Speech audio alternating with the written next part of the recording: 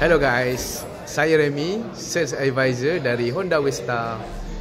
Okay, sebelum ini saya memang ada guna TikTok, tapi honestly saya blur nak buat konten yang engage dan live, yang convert jadi sales. Kadang rasa macam apa sebenarnya strategi nak bagi orang stay dalam tengok live aku ni. Lepas join training TikTok content and live strategy by Coach Kayu, baru saya nampak the real game dengan TikTok ni.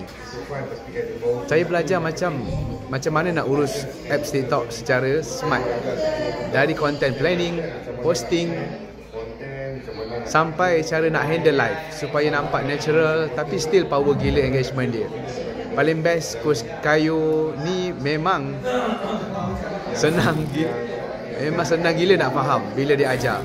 Tak ada pelik-pelik, semua step by step, real sample.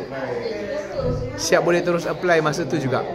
Dan yang saya suka, setiap soalan kita tanya, confirm dia jawab sampai kita faham. Tak kena ku ilmu langsung.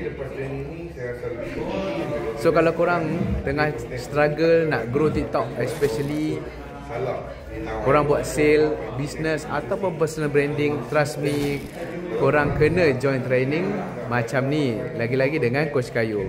Coach Kayu bukan ajar teori kosong, tapi benda yang real, result proven kat market Malaysia sendiri. Serius, lepas training ni mindset aku tentang TikTok terus berubah.